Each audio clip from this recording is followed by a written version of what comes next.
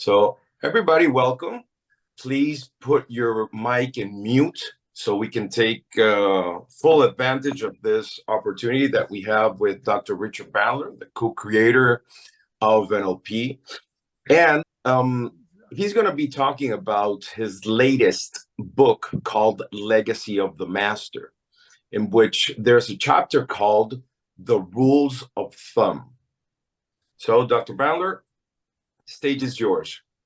Okay, thank you, Juan.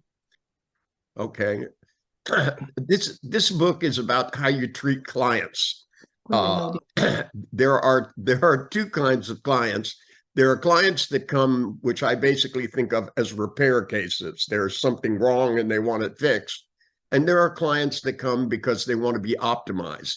They're good at what they want to do, but they want to be ever so much better. They want to broaden their horizons, so to speak. We have people, I've had athletes that come in, they're a baseball pitcher, and they want to be able to throw a faster fastball or different kinds of curveballs, or they want to be more consistent in their performance. I've had golfers that want to cut strokes off their game, and I consider that in some form different. If you have somebody that wants to learn to spell, they can't not spell because there's something wrong with them. They just don't have the right strategy, so they need to be optimized. They need a mental machine that will acquire information and remember it. And it's not that the model in their head has something wrong with it. The model in their head, the model that represents the world, doesn't acquire the information that they need. Now, to me, my rule of thumb is I have to figure out which of these two things I'm doing. It's the map, because in 1973, when I wrote The Structure of Magic, with John Grinder. That was first released to a class, which was actually called the Change Class, and ultimately in 1975 became a book. That laid out the concept that people don't represent the world, they have a representation of the world. And that representation differs from the world in three primary ways. One, you have to delete some things and not others, because you can't fit the whole world inside your head. And you have to distort it. That is, you have to change size.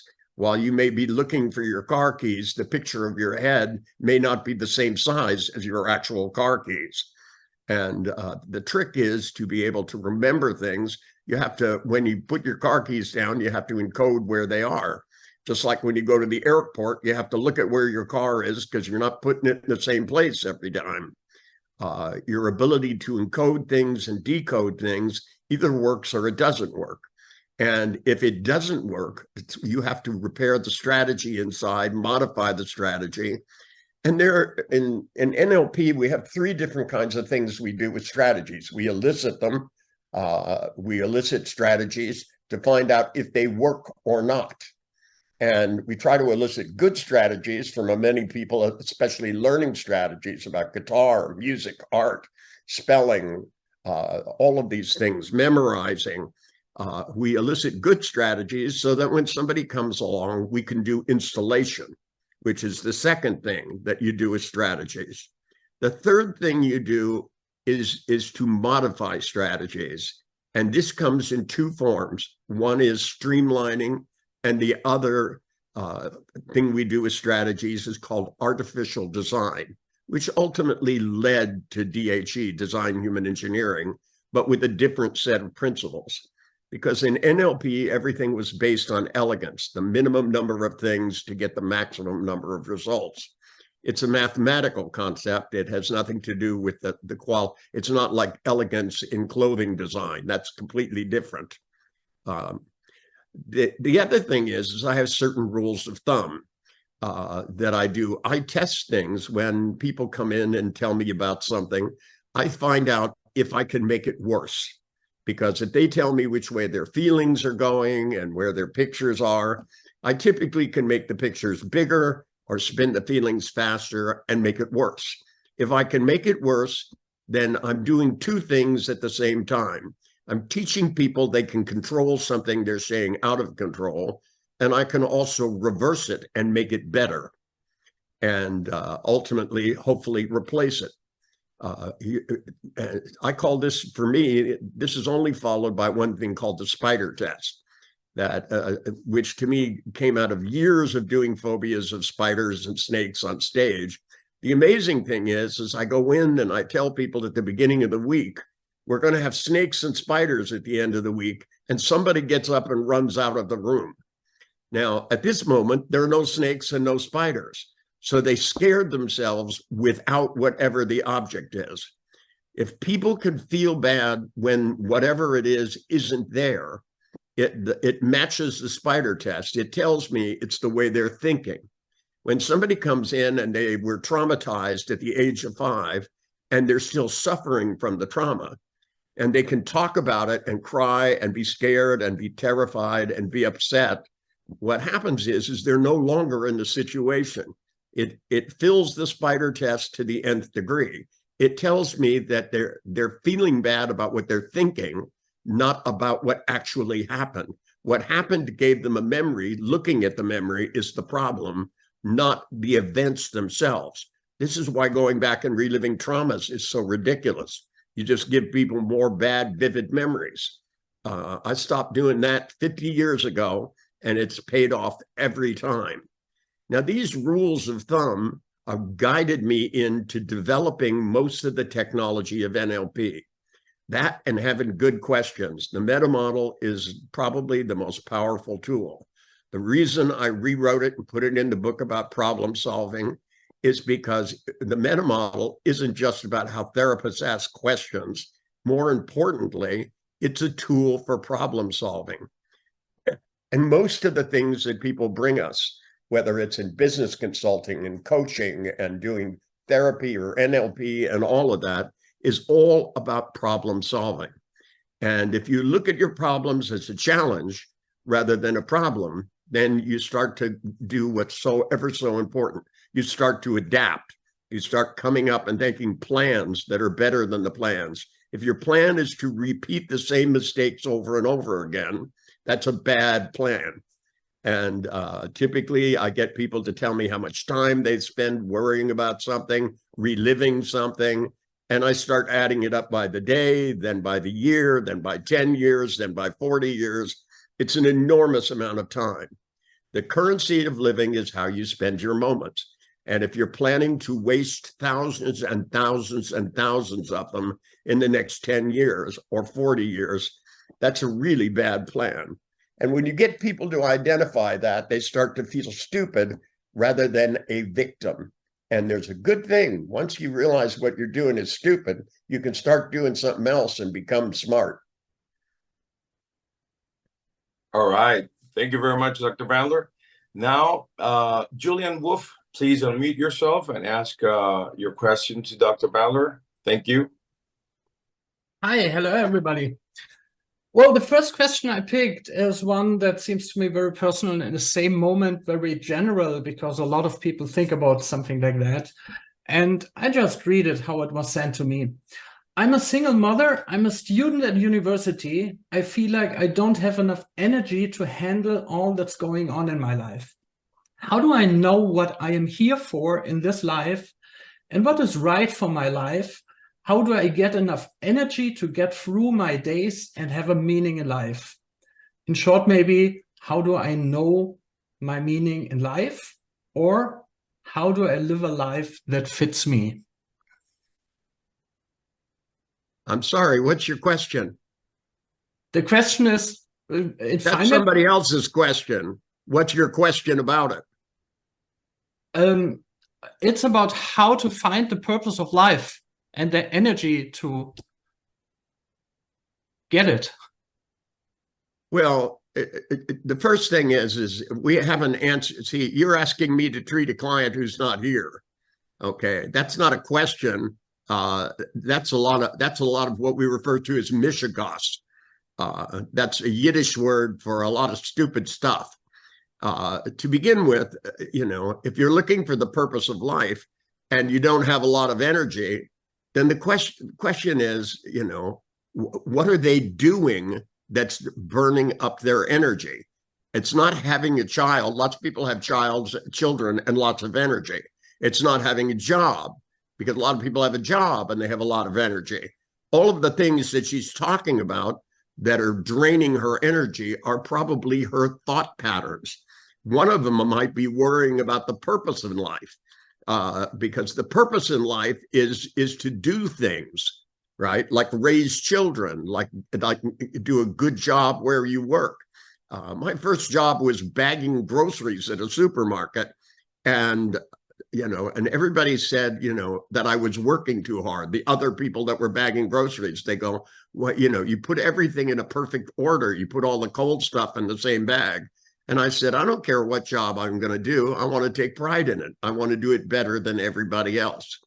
And, this is paid off for me in a lifetime. That to me, whatever she's thinking about that's burning up her energy, she isn't thinking about how to make life exciting. She isn't thinking about how to do whatever she does better, quicker, faster, and get it done so she has time to rest and time to do things. She hasn't got good plans. She doesn't have an image of the future where things are getting better. She's looking at the future as one long, dull, downhill spin. And that's bad planning. And when you say, how can she find the purpose in life? I can't answer that. She has to have a machine that does that. It has to go through and clean up all the wasted time and energy in her thought patterns, get her body balanced back to zero, and then get her to make good plans where she sees images of herself going towards things rather than trudging along this long trail of mediocrity. You understand? Good. All right. Thank you, Julian. Fernanda.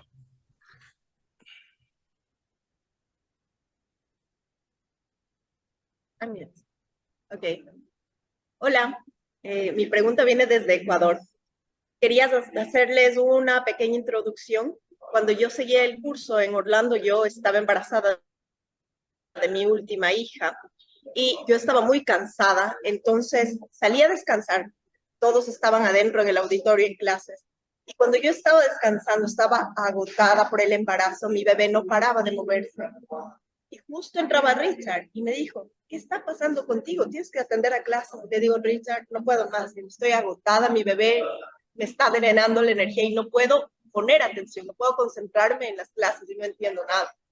Entonces Richard tocó mi barriga y le dio la orden en una voz con un tono muy grave y le dijo a mi bebé que tiene que darme energía, que tiene que también prestar atención mi bebé y concentrarse en clases. Entonces entré a clases porque ya era el turno de Richard y mi bebé aprendió mucho más PNL que yo. Ella tiene ahora 10 años y es muy enfocada en los estudios, en el deporte, es ahora cinturón verde en taekwondo. Pero quiero que eso se transmita a las demás personas. Hay muchos chicos jóvenes que ahora están estudiando en la universidad y no tienen ese enfoque en los estudios. Entonces, mi pregunta va con esta introducción relacionada al enfoque. ¿Cómo hacemos en este tiempo de tecnología para que los chicos tengan en carreras tan difíciles, por ejemplo, en medicina, que estén muy enfocados y en las clases puedan entender todo y puedan pasar la universidad sin problemas con el enfoque? Okay. Yep, I got you. That was one long question. No, the question was the last 7 seconds. This seems somehow or other familiar. Yes. When she was doing her trainer's training, she was pregnant with her daughter. And her daughter was moving along a lot in her belly, and she was tired. So she stepped out of the training room, which John was teaching. And you saw her out there in the foyer. It's like, what's up, kid? What are you doing outside? Oh, I'm tired. My kid doesn't want to stop. And you put your hand on her belly and you told the child, you're going to pay attention and learn everything. And now her daughter has 10 and she has incredible focus. So her question, based on the story that she told, is how can we teach young people to be focused, like when they're zombies playing video games, they're totally ultra focused. How can we use that strategy to install it in studies, sports, etc., etc., etc. Focus, young people. Well, with the young people, they focus on what gives them pleasure. And you know, when we try to force somebody to learn a musical instrument, you know, and you make them sit down and practice every day, and they hate it, they don't become compulsive about it. That you need to have a strategy that seeks completion. You know, that when you start washing dishes, you should feel better every dish you wash than the dish before it. That playing a scale on the piano should feel good, but playing two should feel better. And that this thing that you build up good feelings as time goes along, that you start out doing something and spin a feeling, and then when you get further along, you spin it faster, and you keep spinning it faster and faster until you achieve completion. So you set a goal, you work a certain amount, and then you stop, and then you start over again. One of the most accomplished magicians I met, I was at his house. I was talking to somebody that lived in the same house. And every time I went over, he was sitting there practicing over and over and over again, these card tricks. And nobody was watching him. He was just doing it over and over and over again. So I walked over and I asked him, I said, how do you get yourself to practice these card tricks? I said, because really, they don't serve any function, you know, other than amusing people. And I said, which is well and fine. And he said, well, I have a movie in my head of how it's supposed to go. And he said, and what I do is I have the movie, I can see what it would look like from the outside. I turn it around and I see what I'm supposed to do on the inside with my hands to achieve it. He goes, I start the movie and I try to keep up with it. And he said, if I fail, if I make a mistake, he goes, I just stop and start over. And I go, does that because it feels bad? And he goes, no. He goes, I want to have it be perfect. And he goes, the closer I get, the better it feels. So he kept practicing and practicing and practicing till he mastered a trick. The minute he mastered a whole trick, he wasn't interested anymore because it didn't give him the good feelings. So he would go, what's next? Now, when you install strategies in kids, you have to teach them to accelerate and not to stop, and not if they make a mistake. I always see kids trying something. They shoot a basketball and it doesn't go in the hoop and they go, oh, crap. That's the wrong response. They should go back, stand in the same place and take another shot and keep doing it until they master that shot. They should be able to visualize the correct arc and just keep striving until they get where they're going. And the closer they get to it going in, if it goes around the rim and doesn't drop in, that should feel better than if they miss the entire headboard. That if you teach kids to strive to get better at things, right, and to ignore their mistakes, when you go to school, they literally take a pencil and mark out every mistake you make every year until you graduate from college. It teaches you to look for what's wrong instead of what you're doing correct. They should mark off all the things you do right, all the words you spell right, so that you focus on doing better rather than avoid making mistakes. This is how you get the strategy that makes successful people. Thank you very much, Dr. Bandler. Christina from Italy. Where you are, Christina? Okay. Oh. Tina, you have to learn to put light in front of you and not behind you. You look like you're about to tell us bad and dirty things that you did at some time in your life. Do you want me to move? No, it's all right. It just looks like those things on TV where somebody comes, I was a member of the mob. I killed 3 people. You know, that the light is supposed to shine on you. I will remember next time. Okay. My question refers. What's your question? My question refers to one of my students who is here, and she has a 9-year-old kid with a Tourette syndrome. And okay, wait a sec. Wait. When you say she has it, how does it manifest? Does she go swear involuntarily? Does she have muscle spasms? What? They call Tourette a whole lot of mother. Sorry, she is the mother, and she has a 9-year-old kid, a son. Right, but what are the symptoms that they're calling Tourette's? This, just one addition is that this kid has also ADHD, and he is on the high functioning autism spectrum.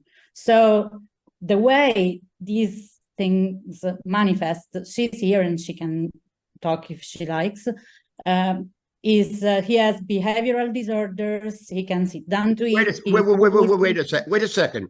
You're a neurolinguistic programmer. We don't use words like behavioral disorder. That's a psychological term. That's why they never get anywhere. I asked you a very specific question, and you're going all over the place, and you won't answer my question. That I'm intolerant about that, because if I don't want to know how many things they've named this kid, what difference does it make? They could name him Glock, and then the fact is they're not doing anything for him, right? When you say he has Tourette's, how does just the Tourette's manifest itself?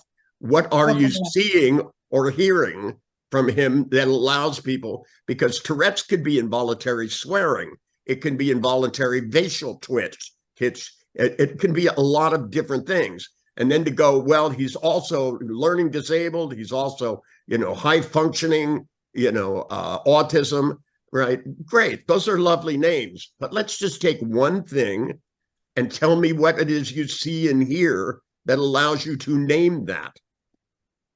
Coprolalia, so I'm volunteering swearing, and he can hit people. He gets very angry when he feels threatened. So he gets angry? Yes. Okay. And how does he know when to get angry? I don't know this child. I'm here for. So you're asking me about somebody you don't know. Well, it's going to be hard to answer my questions.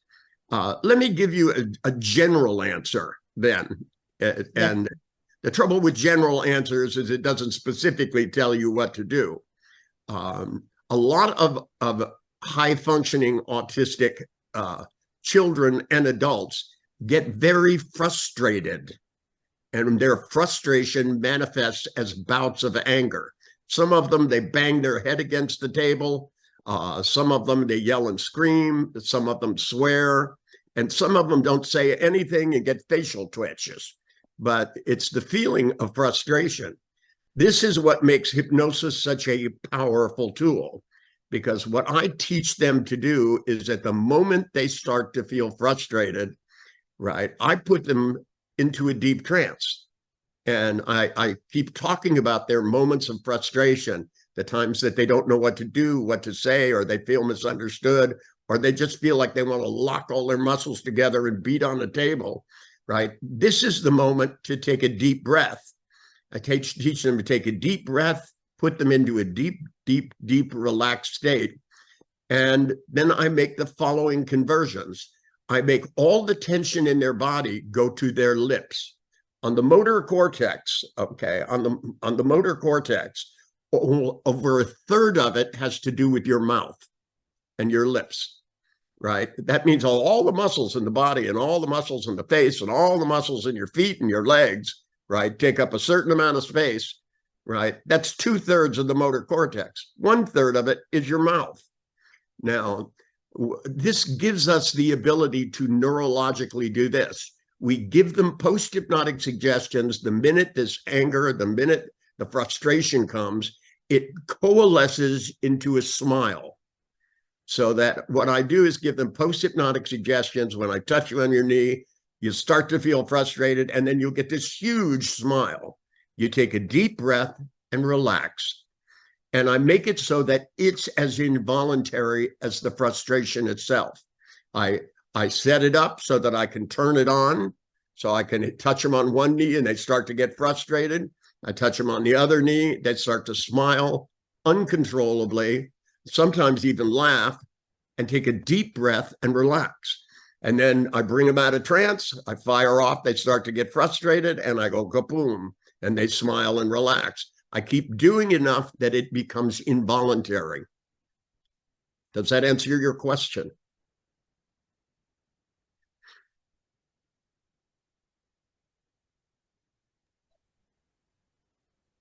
You're muted, dear. Cristina, unmute.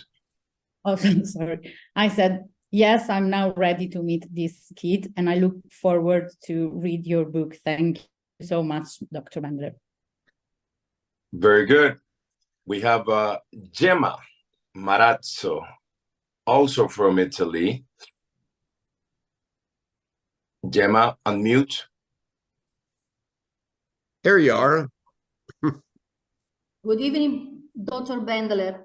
My question is, and Juan Antonio translate, come interrompo gli schemi della bulimia in bulimia? In Bologna. Bulimia. No. Bulimia. Bulimia. Okay, I'm Eating sorry. disorder. Okay. Thank you. Just having a little trouble following you. Okay. Yeah. Bulimia. Bulimia is just ultimately a stupid habit that people start to get bad feelings, and they try to get rid of them by stuffing themselves full of food. They binge. And like all involuntary responses, it requires that you catch it before it gets out of control, because by the time they're purging, it's way too late. You have to find out what makes them feel. How do you know when it's time to take a bag of potato chips and eat the whole thing, right? You have to know what feeling starts it so that you can make that feeling do something else, right? Because if they began to laugh involuntarily, making pictures of themselves, stuffing themselves full of food and throwing up, because what I do is I have them make a movie where they see themselves doing it. I have them put circus music with it, run it by really fast, watch it over and over and over again till they feel really stupid, and then find out what triggers it. That there's always some kind of bad feeling that they have, or pictures that they make in their head, and it tells them that it's time to go find food and eat as much of it as they can, as quickly as they can. And sometimes it's just looking at food will trigger it with some of them. Some of them have a terrible problem. They go in a restaurant and they look at a food and they eat their food and everybody else's. I was with a bunch of celebrities one time, and there was one woman, and she was probably 5'2", and she ate a big giant steak dinner and a huge baked potato and a salad, and then finished off 12 other people's meals and kept going back and forth to the bathroom. And by the way, bulimics, you can always tell because their teeth are burned off from stomach acid, because that acid is supposed to go the other way in your body. It's not supposed to come out of your mouth, and it melts their teeth and it fades it a certain color. And is there a problem? Okay. Anyway, to me, I use deep trance, and I make post-hypnotic just like with the other thing. I set up things that make them start to crave food, and then I make it so that they see that movie and laugh at themselves, and make an image where they see themselves being totally in control of this, surrounded by food and not wanting to eat it. And then I ask them, do you want to be this person? And if they can look at that and go, yes, then I double that desire, and I attach it so that when they laugh at themselves, they then make that big picture. And when they look at it, they start thinking of all the things they could do and all the things they would be, how they would be lighter, they'd be healthier, they would be in control of their life and their thoughts, because the worst part of this is their thoughts are out of control. And they believe they can't control themselves. And the truth is they can. They just need an on-off button like everybody else. Thank you very much. And we have Petra first. Please, Poliana's going to put you in the spotlight. Tell us where you are right now, Petra. Trainer of ours. There you go. Oh, you look like you're in the movie. All right. There we go. Hello, thank you. So my question is, how can NLP be applied to the treatment of trauma, and what specific techniques do you find most effective for trauma in this context? Well, who do we have blurred here? Hello, how are you?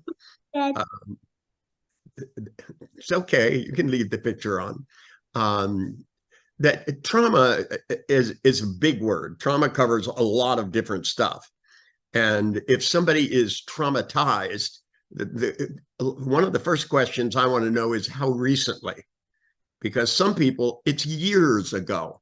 I had one Holocaust victim that was probably in her 75 years old and had been young when they were in the concentration camp. And they told me that every day and every night, all they could see with their mind was flooded with these pictures. And when your mind is flooded with pictures, one after, and I said, so you could see them all at once, or do you do them one at a time? You know, the devil is always in the details. And when people have that kind of thing where they've been traumatized, they have to take control of it, because obviously the pictures are larger than life. And whenever pictures are larger than life, they will take more control of you. So the first step is always the same. You put a 2-inch border around it. The reason you do this is it will be the first moment where they take control of the process. When you say take one, you know, if there were 2 hours of bad memories or 2 years of bad memories, it doesn't matter. They're all connected in the neural net. And so you take one, you put a big 2-inch border around it. I like to ask people what your favorite color is. So they put their favorite color around their least favorite picture. There's something about the paradox of that I enjoy. Once they put a picture around it, then you have them start shrinking it. And you do it quickly. The brain does not learn slowly. If I put pictures on a deck of cards and handed you one a week for 52 weeks, you wouldn't know anything. But if I flip through them, you see an airplane flying in a circle. They used to give you a pad of paper on Virgin Airlines, and if you flipped through it, there was a little airplane that went around and flew in a circle.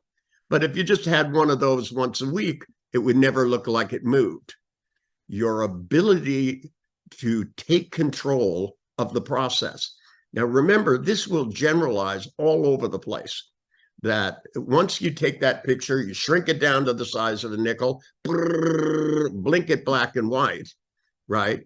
Then what happens is you wait 10 minutes and you ask people to think about it, and it won't make them feel as bad, right? Then what you have to do is you have to tell them how much time have they spent doing this.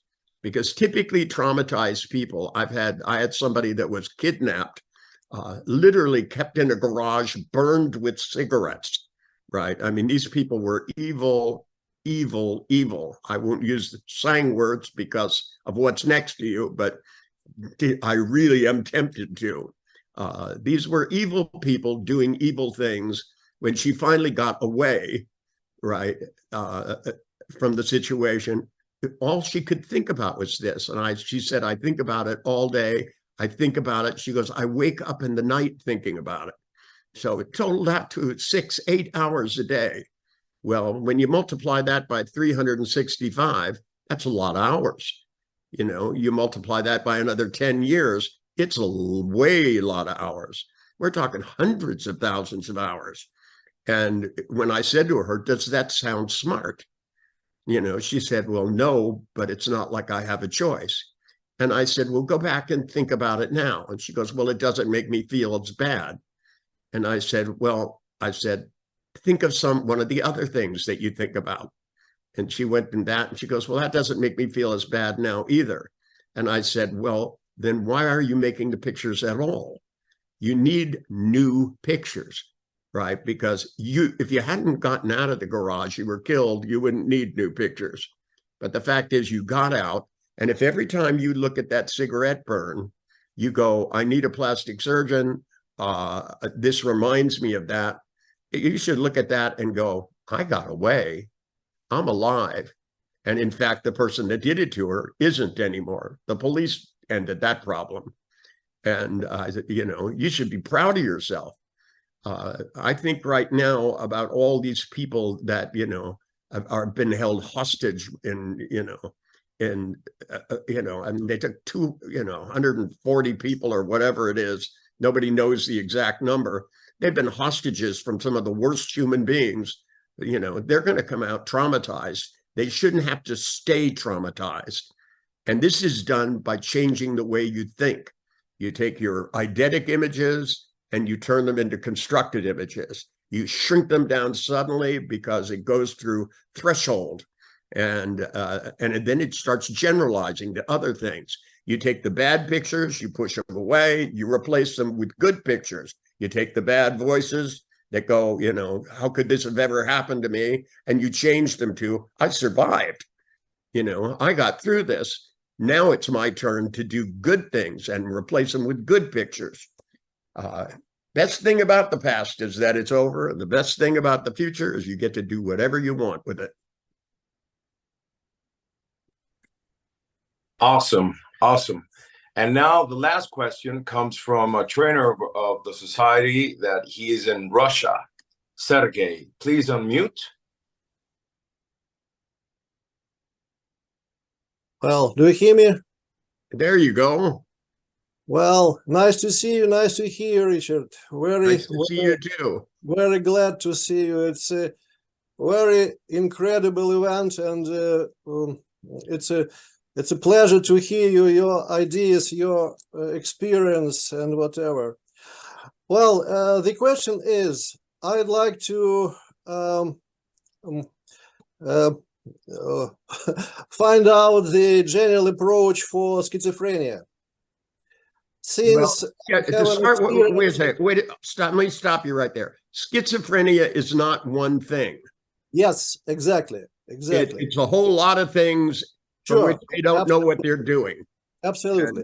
And I told you the general approach because as I seen those people, they are even proud about this stuff, and it's merely impossible to motivate them to start doing regular normal job or normal behavior or whatever. And how to motivate them to start or to begin do normal things? Well, to me, there's a sort of litany of things I do. The first thing I do are real serious blood tests to find out if there are any minerals, because they always say there's a chemical imbalance, but they never tell you which one, you know. And some of the people I found that were very, very crazy had things like copper poisoning. I had one with lead poisoning. They lived by the freeway and they had been getting lead in the ground for years, from when lead used to be in gasoline, and it had poisoned them. Typically, you can check that in the fingernails. If their fingernails don't look normal, I would get blood tests. You know, if they don't have nice pink half moons on their fingernails and they're not nice and smooth, typically there's some kind of chemical imbalance. I try to straighten out the chemical imbalance and start reducing the chemicals the doctors have given them as slowly as I can. Usually I'll lower the dose by about an eighth and find out when they start becoming more symptomatic.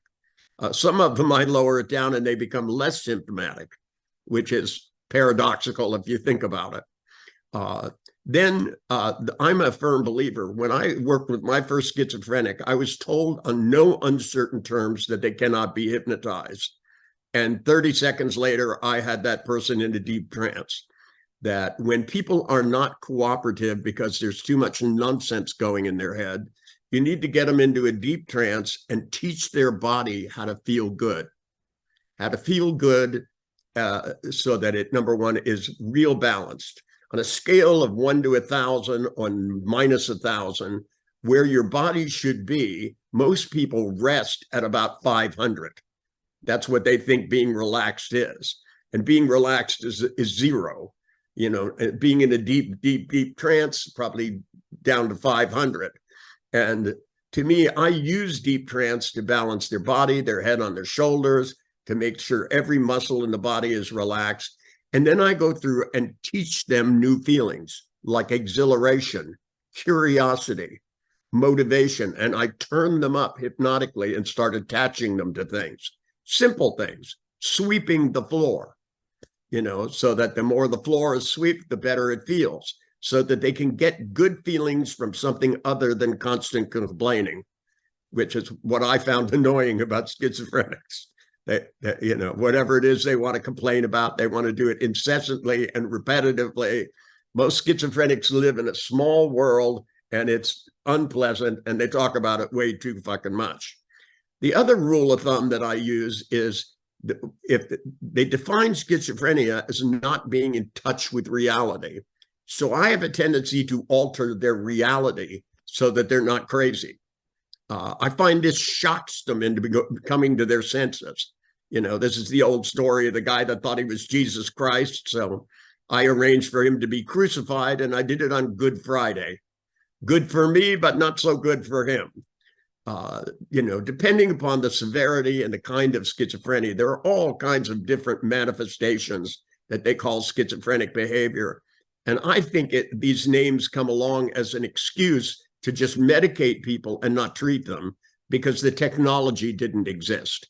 And that the people that were doing it were trained to be medical doctors. They weren't trained to be artists in communication. They weren't trained to be crazier than the people that they were working with.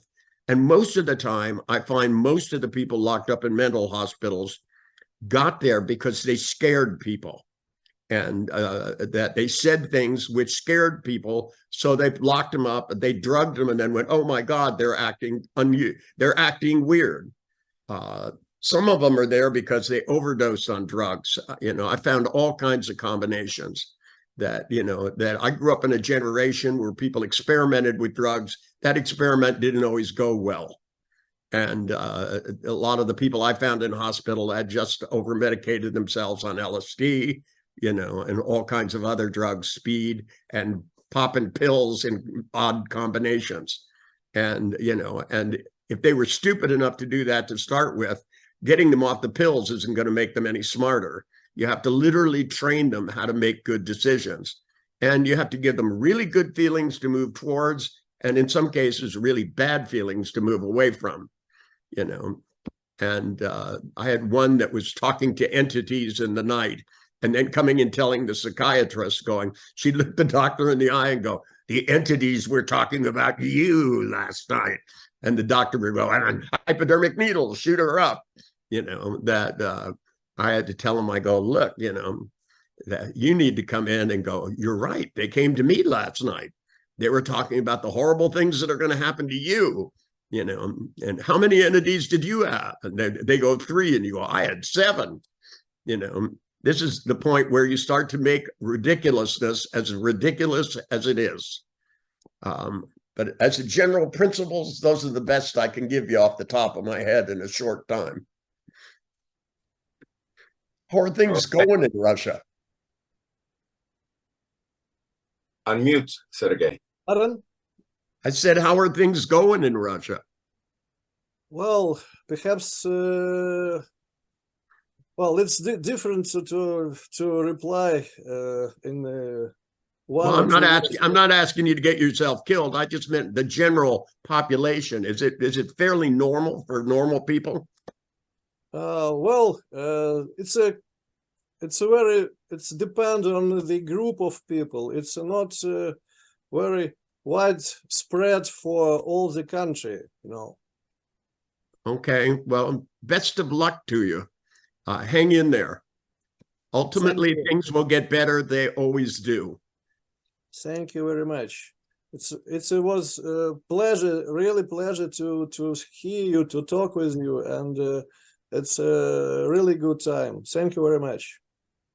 You bet. All right. Thank you very much, Sergey. So before we finish, we want to remind you that you're going to get this link recorded in the YouTube channel, Dr. Bandler. So you will also get the Tuesday version that we had, and in the morning and the afternoon. So actually, you're going to listen and see a lot of answers from 5 sessions. This is the third one. Okay, so maybe your question has been answered in the other one. And before we leave, we want to thank you very much for your time. And remember, practice, practice, practice. That's what our certificate says. Licensed practitioner of NLP. That's why we practice. We don't talk about it, we do about it. So thank you very much, and hope to see you soon. Thank you.